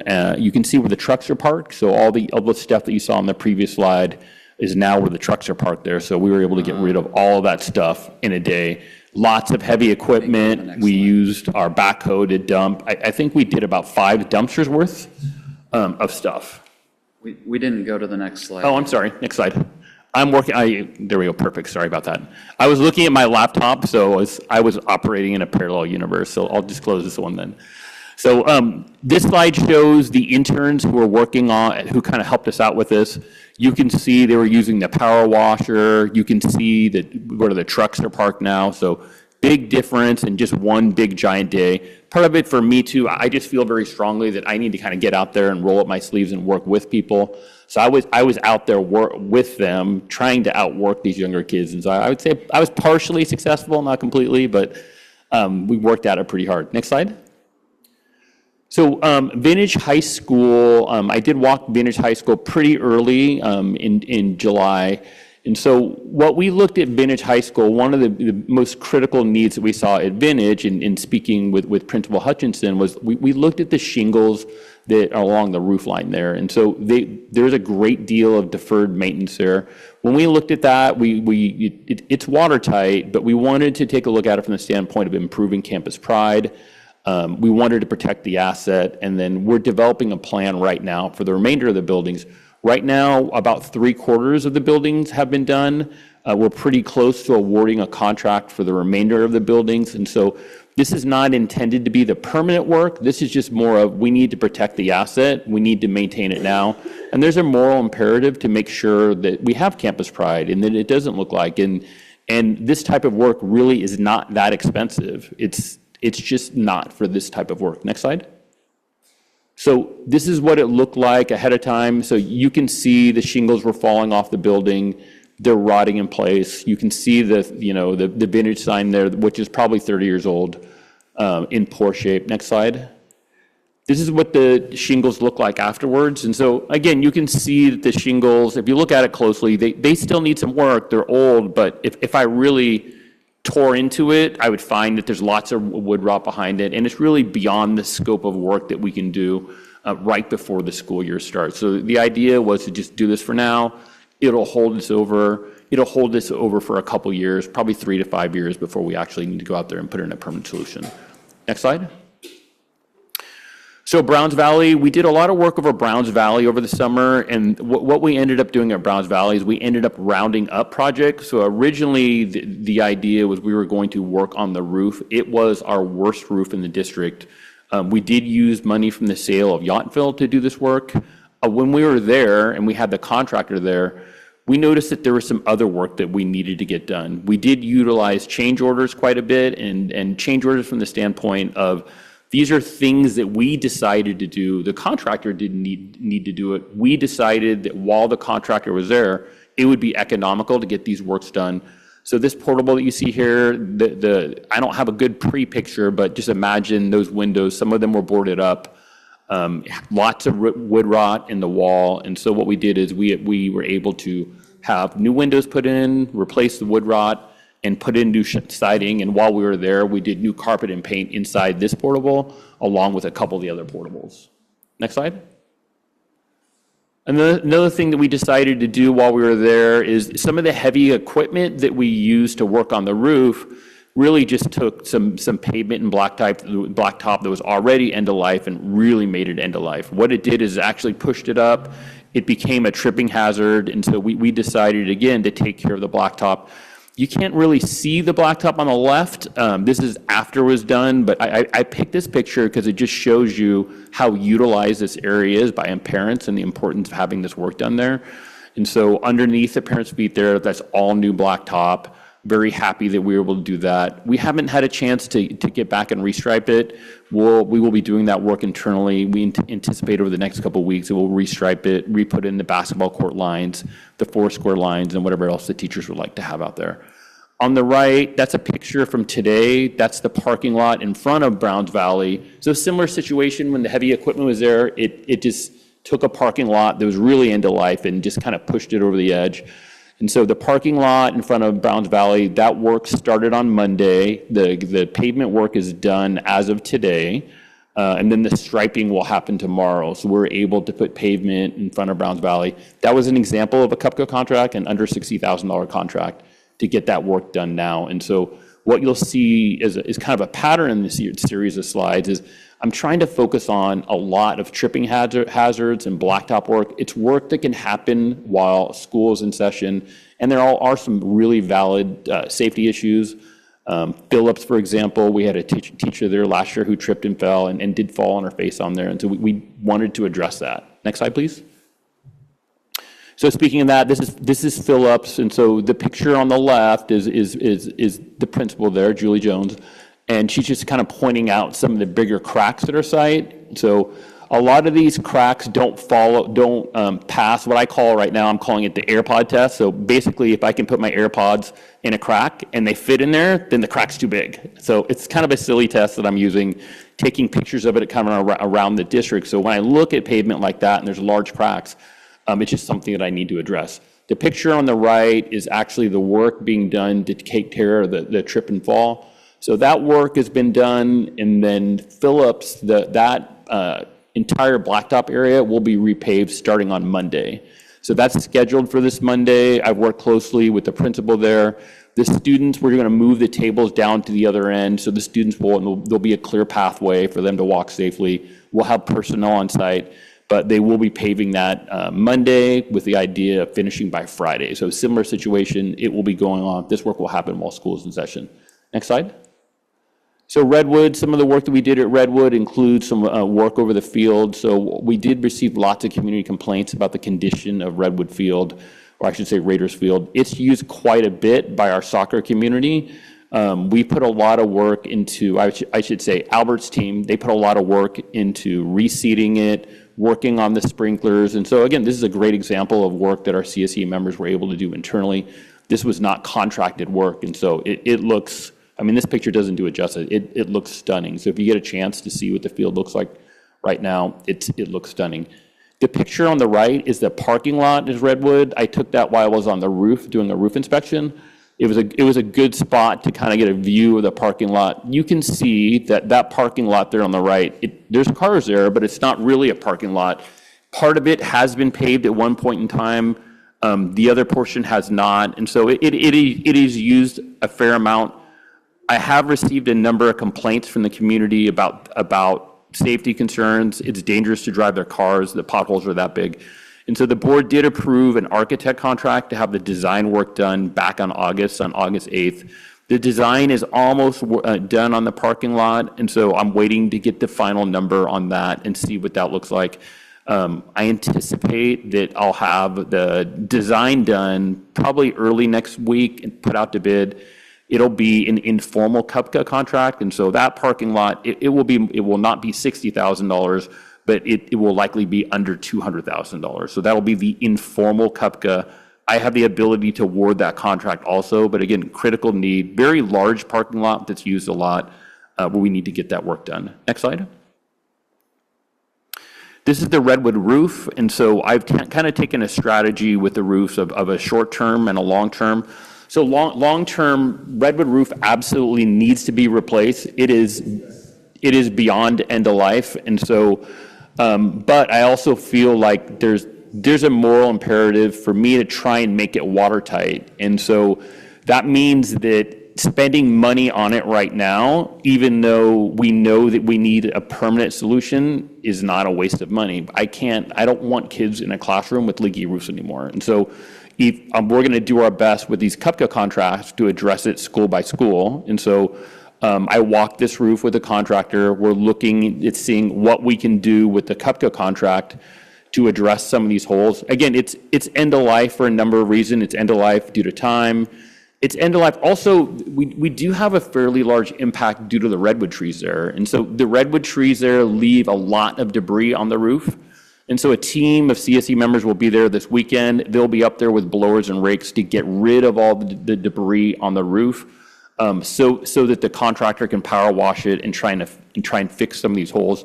And so the impact of debris like this is that it doesn't allow the water to flow correctly. When the water doesn't flow correctly, it collects and then it starts to cause sags in the roof, like you can see in the pictures on the left. Next slide. Pueblo Vista has some similar issues with pavement. You can see my AirPods there on the left, so definitely does not pass the AirPod test. So we're working on, so Pueblo Vista is in line after Phillips, so I spent this week out there with Principal Helen Roca to take a look at that site. The plan there is to also address the pavement needs with the CUPCA contract. We would do that in the middle of the week. We're also looking at the grass area over there. There's some holes there. There's some fencing issues that we will be addressing internally. Next slide. Silverado, similar issue with the roof. We did find something which we needed to address right away. So the roof at Silverado, we found that the B-wing itself also has some pretty big issues with it. It has 2 layers on the roof, and what you're seeing there is the top layer. There's a layer of water, that's fresh water on a hot day, that was stuck between layer number 1 and layer number 2. And when we started to walk on it, the roof was like a waterbed. And so they had to cut a hole in it to let the water out.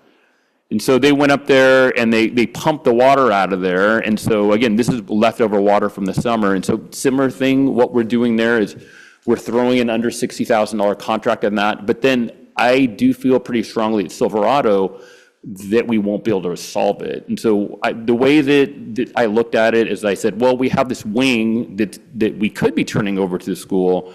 Why don't we not completely turn it over to them? And so meaning that the E wing right now is the wing that had the roofing problem. What we decided to do with the E wing, because there was a delay because of the air conditioning, is we said, well, let's build a middle school model there, meaning like we did at Alta Heights. And so we took the time, because we already had a contractor there via change order, again, a positive thing, to completely redo the interior of the E-wing. So again, carpet, paint, removing all cables, meeting with teachers to talk about furniture. I met with the leadership team at Alta Heights yesterday. There were 12 teachers that came out with the principal and the vice principal to look at the model at Alta Heights, and they're going to pick furniture. We'll be building a middle school model before we turn over the E-wing to them.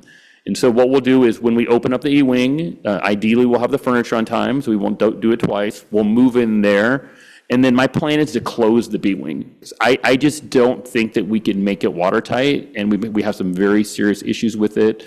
So Principal Hatton is working with her leadership team to work with. Not Hatton. Sorry, I messed up, sorry about that.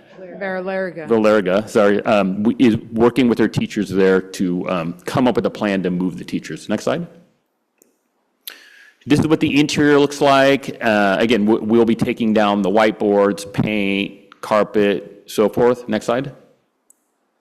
In between, we've had an occasional emergency. So this is an example at NVLA. So we did have a water main break at NVLA.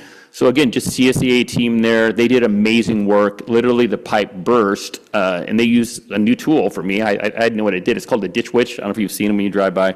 But we own one, which is fantastic. Essentially what it does is they have a power washer, and they use the pressure to loosen up the dirt, and then they use it. It's like a big shop vac, and they vacuum it up into a tank. So instead of having to dig or use big equipment that breaks pipe, they use a power washer and a ditch witch to suck it up. So they were able to do that, and then cap the break, and we only had to shut down water for 5 minutes. So it's pretty amazing that we didn't disrupt. I thought at one point in time that we would have to actually disrupt water at the campus, but we did not have to do it. They basically were able to do it at lunchtime. It took about 10 minutes to actually just lose water. Next slide. And I'm just going to close with the best view in the valley. So I don't know if anybody can guess where this is at. So, and where am I standing? On the roof. That concludes my long report. Thank you. All right, President Water. Thank you. Thank you for the thorough report and update on what's going on with facilities and operations. And that concludes staff reports. President Water. That's great. Well, I was just telling, you're so enthusiastic about this. I was telling Dr. Massetti, perhaps you missed your calling, and she told me your first job was you were a contractor. Yeah. Okay, so you're sort of returning to, your early employment roots. I did that when I was, I worked my way through high school and college doing that, became a teacher, and then went back to construction over the summer. So I'm actually a licensed general contractor.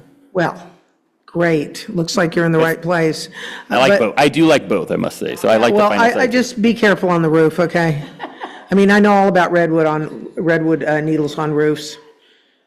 I used to live in Humboldt County. It's awful. Okay, great. So now we are going to move for approval of consent agenda. And background information on these items is provided to the board prior to the meeting. A common motion takes action without discussion on roll call vote unless discussion of items is requested by a board member. Move to approve. Second. Okay, we've got a motion by trustee Gracia and a second by trustee Jankowicz or Hart. Well, both of them actually. Put them both down. And let's ask for public comment. Is there any public comment on this item? There is no Mr. public Michael? comment on this item. No public comment. No public comment on this item. All right, so student trustee Graydon? Aye. Okay, and all in favor? I believe we need a roll call vote. Oh, this is a President roll call Water. vote, sorry. You're right, God. And it was even lit up in yellow. Okay, we do need a roll call vote. Student Board Member Graydon? Aye. Trustee Water? Aye. Trustee Reiser? Aye. Trustee Gracia? Aye. Trustee Jankowicz? Aye. Trustee Hart? Aye. Trustee Gonzalez Mares? Aye. Motion passes. Thank you. Thank you. And next, we have presentation and discussion items. That's J1A, Introduction to California School Board Association, CSBA, Recommended Policy Updates, June 2024. No discussion? Okay. You know, I actually read all those. You know, I was thinking, it's so great I'm not on that committee anymore, and then I read it all anyway. Do we have any public comment on this? There's no public comment on this item. Okay, and business services, we have 2A, unaudited actuals presentation. Mr. Manguala just stepped out, but I think he's on his way back. I think he went Do we want to take a break then? We before could take a break. There he is. Oh, wait, he's coming back.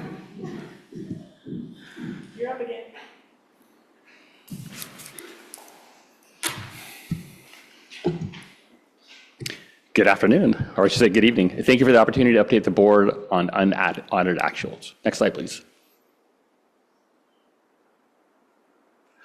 So this is the UCLA Economic Outlook, and so UCLA produces, in my mind, one of the best economic outlooks, or I should say, most accurate economic outlooks around.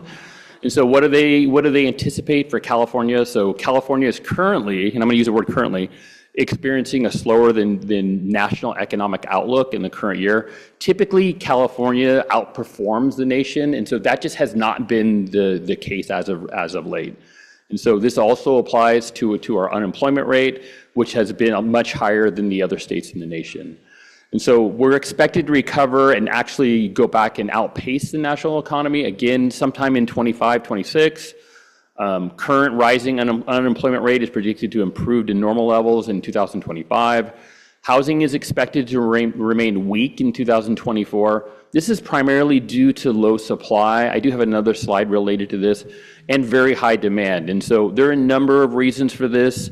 We have an affordability issue related to just being really, really expensive to build. Lack of available property to build on for a variety of reasons also it contributes to this. And so again, increase in construction is expected, but it will not really make a dent in our need. Personal income is expected to grow from below 1%, 0.7, 2.5, and then 3%. And then the economic outlook is expected to improve. Another thing to remember this, economic outlook is important in California, but another component of this is like what's happening in the stock market. So we know that we get the vast majority of our money from the sales of capital gains.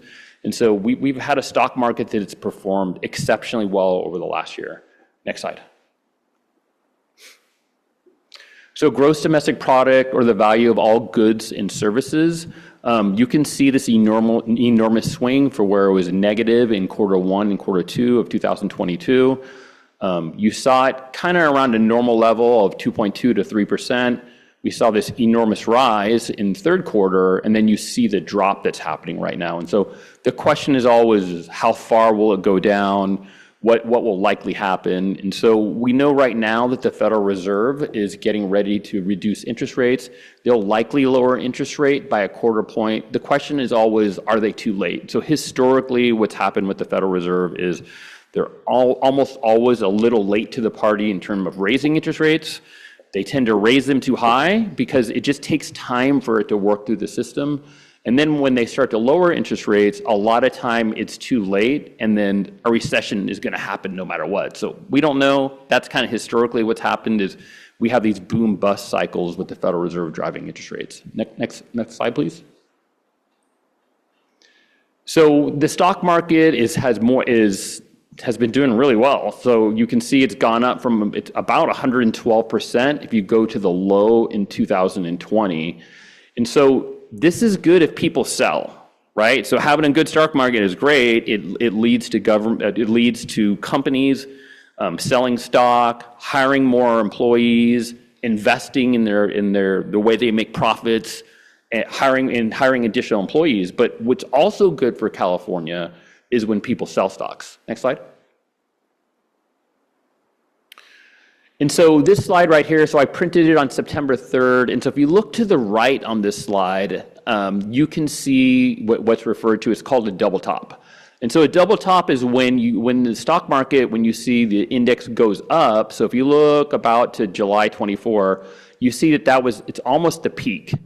And then you see that it dropped. And then you see in September, it tried to break through that high again, but it didn't quite make it, right? And so what happens is people see that and they say, well, you know, my Apple stock or whatever stock they're holding it went up to $200. I got really scared because it dropped to $150 and I was kicking myself for not selling it. And then now it's at $195. So I think I'm going to go ahead and sell it. And so that happens pretty typically. So it's not unusual when you see this type of pattern. There's a lot of pressure on the stock market as people start to sell and take gains. And so we actually did see this a lot last week where we saw a very volatile stock market. And so that's actually good because a lot of people are sitting on profit. And that means that for us, you know, we have at least potential to make up some of that loss we have in this budget. And so the loss we have in the budget, we know that Prop 98 was suspended. It's about in the order of $10 to $11 billion that are owed to K-12.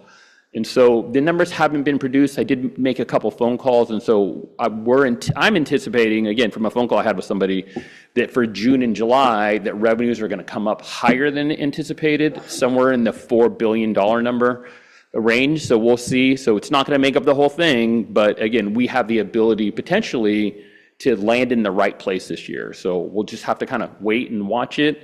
But these are all really good signs from where we sit right now. Next slide. And so why are people leaving California? So people, if you look at this, it's broken into two colors. It's for the 2004, 2013 is in blue, and then 2014 to 2023. And what I find is shocking is most people left California due to jobs or family in the past. And you see this dramatic shift to, well, actually it's caused by housing right now. So it hasn't always been like that. Housing in California always wasn't as expensive it is right now. And so it's causing this enormous shift where people are leaving California due to this just enormous housing costs and housing shortage. Next slide. So this slide, it represents our budget that we adopted back in June. And so you can see that we anticipate revenues of $215 million, followed by $215 million again, and then $219 million. And so the reason that you see flat revenues from 2024-25 to 2025-26, even though we have almost a 3% COLA, is that loss of COVID-era ADA. And so you can see the impact. We basically have flat revenues, even though there's a 3% cost increase in the background per student. It's going to create a challenging scenario for all school districts in that second year. So the challenge is that everyone will hear, hey, you got 3%. Does that mean we get a 3% raise? For some districts, yes. For some districts, no. It's going to really depend on their financial condition. So districts that are in bad financial condition in 25-26 will have a really hard time compensating. So we're starting to kind of see that now. Next slide. And so this slide represents our actual numbers for 23, 24. So as a reminder, a budget is just a projection of where you're at. You update it twice a year. Unaudited actuals is the one time a year where you know where your numbers are at. That's as of 6/30 of last year. So you can see our revenues here, $221 million. Our expenses, $220 million. A net increase to our fund balance of $776,000 or less than $1 million. Our reserve for economic uncertainty is $28 million. Our reserve percentage is 9.96.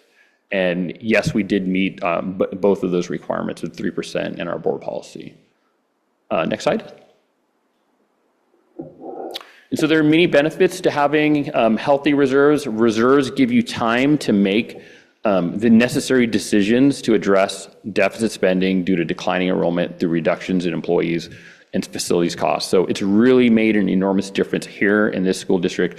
When I first started and reserves were low, I had to work closely with Dana to just identify, for example, like we were off by $300,000. We had to look at the positions that were open and make decisions like, are we really going to fill these this year? Or can we afford not to? Because I needed to find $300,000 just to balance the budget. And so that's not happening right now. It gives us a lot of stability to where even though we know that we need to respond to declining enrollment and continue to reduce employees to match that number, it's not an emergency. We can do it in a more thoughtful manner and over time.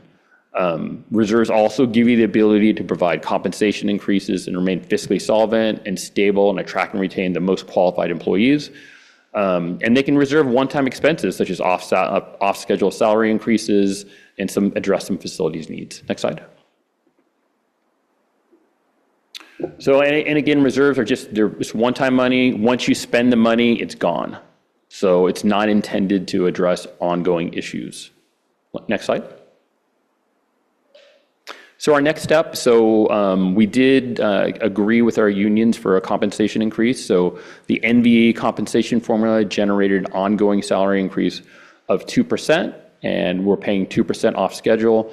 This will be paid at the end of October and November. And so you'll see at the next board meeting on September 26th, we'll bring the AB 1200 form, which is the paperwork that we have to do before we pay the raise. But in the background, operationally, the work starts on that right away. Next slide. I think that's time for questions or input. Trustee Gracia. So I'm concerned that we should not be diminishing our reserves as we approach a rocky period of budget uncertainty. The legislature has suspended Prop 98, removing our constitutionally guaranteed funding floor. The state budget crunch is expected to continue for at least 2 more years, indicating that our funding is likely to continue to come in below the constitutionally guaranteed floor. Given that reality, I have concerns around the possibility of diminishing our reserve. As we are all aware, the right amount for a reserve is more, as in the reserve always needs to be bigger. And this is never more true than in uncertain economic times. However, our school facilities are in such disrepair that I can appreciate how some reserve money may be needed, especially in light of the emergency repairs we needed to do, like those done to the E-wing at Silverado Middle School, where the roof was completely blown off the building. Despite my reluctance to tap into our reserves in these economically uncertain times, I believe it is necessary in this instance. This appears to be a good use of our reserve funds to facilitate emergency repairs on some of our buildings so that our schools can continue to operate safely. I do not anticipate using the reserves for construction expenses to become a regular practice, especially in these economically uncertain times. And finally, this small expenditure will not even come close to addressing the over $500 million needed for our facilities. The state does not fund school facilities and relies on locals to pass bond measures to take care of our local facilities. Thank you. Thank you, Trustee Gracia. Trustee Jankowicz? Well, I literally wrote the same thing. So I'm not going to go through everything I said, but let's just say that there's a consistent concern regarding declining enrollment. A legitimate concern is ADA is our primary revenue resource. I did talk about why I thought the second to the last slide was the most important of the presentation, because expenditure of the cash reserve is expenditure of one-time monies, and once it's spent, there's no guarantee that we can replenish. But reserves are a critical component of our budget, and then literally for all the reasons that you just stated, and understanding the complexity of managing our operating budget to avoid deficit spending while protecting our reserves in order to address the most critical issues and our most important assets, which are our students, faculty. That cannot be overvalued. And I'll just close it with saying I look forward to a day that our net fund balances in the out years are void of parentheses. Thank you. I look forward to that day, too. Anyone else? Any other comments? I guess I'll just say for the 20th time, or maybe 200th time, that we are in a much better place financially than we were when I first came on the board. And it came about because we made some very difficult choices. We had some people tonight who were a little bit critical of us, but we've had Zoom rooms full of people who objected to some of the decisions we made, and, we had to do them. We had to close schools. We had to sell property. We had to have RIFs, but because of that, we are in a better place to deal with the current situation, and I'm hoping for, better times. And thank you all for hanging tough and helping out on this one. So thank you very much for the report. President, Dr. Musetti. I really need some sleep, guys. I really do. You retired when the grandchild comes. Ms. Rangwell, I just want to thank you so much. I know the hard work that goes into closing the books and producing unaudited actuals. I know that our fiscal services team, the backbone of the finance side of the house, led by Executive Director Jenna Burrows and with the support of Director Claudia Alcantar Mendoza. I know they're both present online tonight, and I want to thank them for their hard work. So thank you to you and your team. Thank you. Well, great. How about if we take a break? Good. Okay.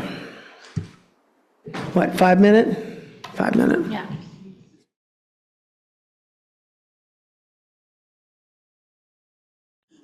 And we are back. K, action items, general services, resolution 25-04, approval and adoption of Exhibit 9270 board bylaws. Move to approve. Second. Okay, a motion by trustee Gracia, a second by trustee Hart, and I believe we need a roll call vote for this. Yes, Student Board Member Graydon? Do you want to take public comment? Oh, wait, sorry, we do need to do public, and I even wrote down public comment on all. Yes, do we have any public comments on this? There is no public comment on this item. No public comments. Okay, now we can do the roll call vote. Student Board Member Graydon? Aye. Trustee Water? Aye. Trustee Reiser? Aye. Trustee Gracia? Aye. Trustee Jankowicz? Aye. Trustee Hart? Aye. Trustee Gonzalez Mares? Aye. Motion passes. Thank you. Thank you. Okay, and we have the now 2 business services unaudited actual report. Move to approve. Second. Okay, move to a motion from trustee Gracia, a second from trustee Hart. And do we have any public comments on this? There is no public comment on this item. Okay, so we can vote. Student trustee Riley? Aye. And all in favor? Aye. Opposed? Abstain? Passes unanimously. B, Resolution 25-03, interfund transfer. Move to approve. Second. A motion from trustee Gracia, a second from trustee Hart, and this one is a roll call vote, but let's have public comment. Is there a public comment? There is no public comment on this item. Okay, thank you.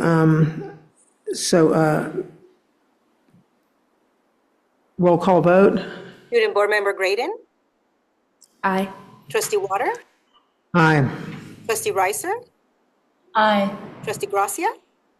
Aye. Trustee Jankowicz? Aye. Trustee Hart? Aye. Trustee Gonzalez Mares? Aye. Motion passes. Thank you. Thank you. And C, Resolution 25-05, adopting 2024-25 GAN limit. Move to approve. Second. Do we have any public comments on this, Mr. Michael? There is no public comment on this item. Okay, so we need a roll call vote. Student Board Member Graydon? Aye. Trustee Water? Aye. Trustee Ricer? Aye. Trustee Gracia? Aye. Trustee Jankowicz? Aye. Trustee Hart? Aye. Trustee Gonzalez Mares? Aye. Motion passes. Thank you. Thank you. Okay, now we're on 3, facility improvement A, FID 18.128-20, architectural design services. Move to approve. Second. We have a motion from trustee Gracia, a second from trustee Hart. Do we have any public comments on this, Mr. Michael?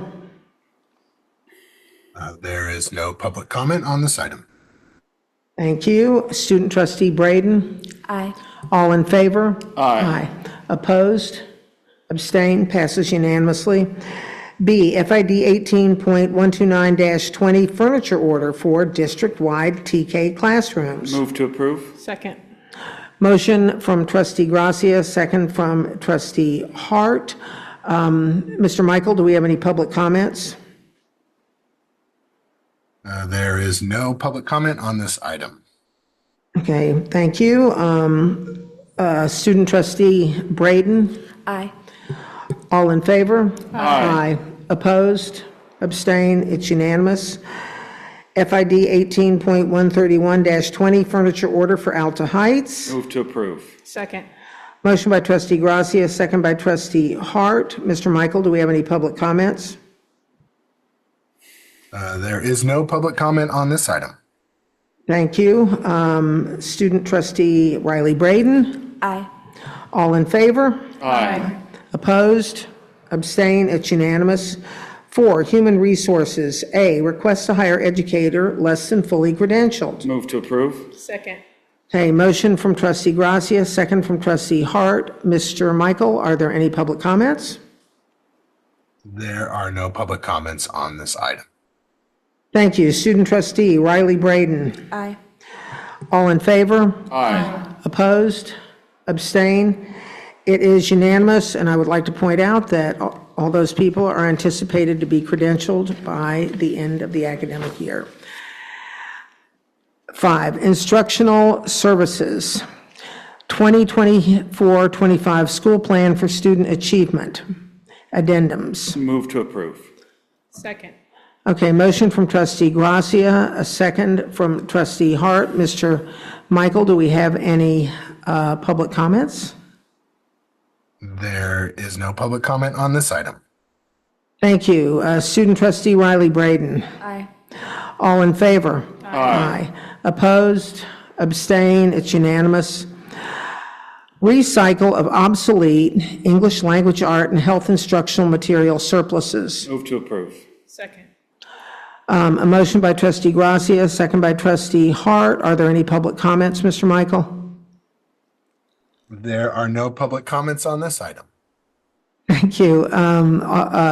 Student trustee Riley Braden. Aye. All in favor? Aye. Opposed? Abstain? Nope. It's unanimous. Okay, C, agreement with Brisk Teaching. Move to approve. Second. A motion by trustee Gracia, second by trustee Hart. Mr. Michael, are there any public comments? There are no public comments on this item. Thank you. Student trustee Riley Braden. Aye. All in favor? Aye. Opposed? Abstain? It's unanimous. D, agreement with Opus Ed. Move to approve. Second. Motion by trustee Gracia, second by trustee Hart. Mr. Michael, are there any public comments? There are no public comments on this item. Okay, thank you. Student trustee Riley Braden. Aye. All in favor? Aye. Opposed? Abstain? It's unanimous. E, Facilities Use Agreement with the Napa County Office of Education for Napa Valley Adult Education. Move to approve. Second. Okay, I've got a motion from trustee Gracia, a second from trustee Hart. Mr. Michael, are there any public comments? There is no public comment on this item. Thank you. Student trustee Riley Braden. Aye. All in favor? Aye. Opposed? Abstain? It is unanimous.